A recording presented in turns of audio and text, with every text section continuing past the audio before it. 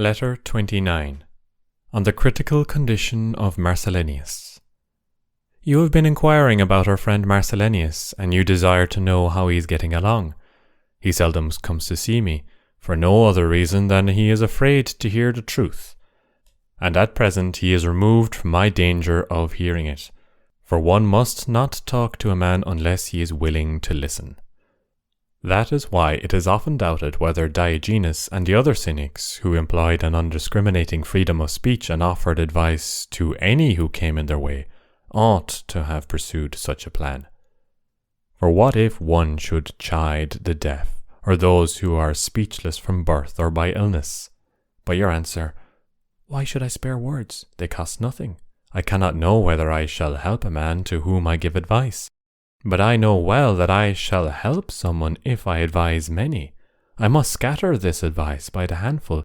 It is impossible that one who tries often should not sometimes succeed. This very thing, my dear Lucilius, is, I believe, exactly what a great-souled man ought not to do. His influence is weakened. It has too little effect upon those whom it might have set right if it had not grown so stale. The archer ought not to hit the mark only sometimes, he ought to miss it only sometimes. That which takes effect by chance is not an art. Now wisdom is an art. It should have a definite aim, choosing only those who will make progress, but withdrawing from those whom it has come to regard as hopeless, yet not abandon them too soon, and just when the case is becoming hopeless, trying drastic remedies. As to our friend Marcellinus, I have not yet lost hope. He can be saved, but the helping hand must be offered soon.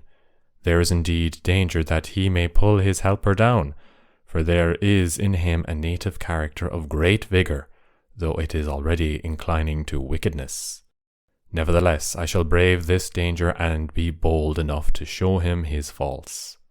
He will act in his usual way. He will have recourse to his wit, the wit that can call forth smiles even from mourners. He will turn the jest first against himself, then against me. He will forestall every word which I am about to utter. He will quiz other philosophic systems. He will accuse philosophers of accepting doles, keeping mistresses, and indulging their appetites. He will point out to me one philosopher who has been caught in adultery, another who flaunts the cafes, and another who appears at court. He will bring to my notice Aristo, the philosopher of Marcus Lepidus, who used to hold discussions in his carriage, for that was the time which he had taken for editing his researches, so that Scarius said of him when asked to what school he belonged, "At any rate, he isn't one of the walking philosophers." Julius Gressinus, too, a man of distinction, when asked for an opinion on the same point, replied, "I cannot tell you, for I do not know what he does when dismounted," as if the query referred to a chariot gladiator. It is mountebanks of that sort for whom it would be more creditable to have left philosophy alone than to traffic in her, whom Marcellinus will throw in my teeth. But I have decided to put up with taunts. He may stir my laughter, but I perchance shall stir him to tears. Or, if he persists in his jokes, I shall rejoice, so to speak, in the midst of sorrow, because he is blessed with such a merry sort of lunacy. But that kind of merriment does not last long. Observe such men, and you will note that within a short space of time they laugh to excess and rage to excess. It is my plan to approach him and to show him how much greater was his worth when many thought it less. Even though I shall not root out his faults, I shall put a check upon them. They will not cease, but they will stop for a time, and perchance they will even cease, if they get the habit of stopping. This is a thing not to be despised, since to men who are seriously stricken, the blessing of relief is a substitute for health. So, while I prepare myself to deal with Marcellinus, do you, in the meantime, who are able, and who understand whence and whither you have made your way, and who for that reason have an inkling of the distance yet to go, regulate your character, rouse your courage, and stand firm in the face of things which have terrified you. Do not count the number of those who inspire fear in you.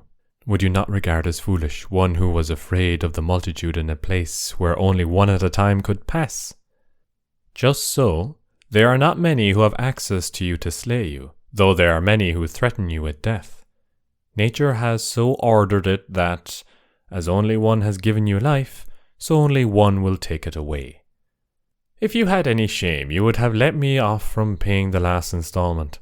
Still, I shall not be niggardly either, but shall discharge my debts to the last penny and force upon you what I still owe. I have never wished to cater to the crowd.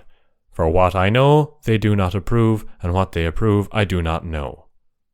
Who said this, you ask, as if you were ignorant whom I am pressing into service? It is Epicurus. But this same watchword rings in your ears from every sect: peripatetic, academic, stoic, cynic. For who that is pleased by virtue can please the crowd? It takes trickery to win popular approval, and you must needs make yourself like unto them. They will withhold their approval if they do not recognize you as one of themselves. However, what you think of yourself is much more to the point than what others think of you. The favour of ignoble men can be won only by ignoble means. What benefit then will the vaulted philosophy confer, whose praises we sing, and which, we are told, is to be preferred to every art and every possession? Assuredly, it will make you prefer to please yourself rather than the populace. It will make you weigh, and not merely count, men's judgment. It will make you live without fear of gods or men. It will make you either overcome evils or end them. Otherwise, if I see you applauded by popular acclamation, if your entrance upon the scene is greeted by a roar of cheering and clapping, marks of distinction meet only for actors, if the whole state, even the women and children, sing your praises, how can I help pitying you? For I know what pathway leads to such popularity. Farewell.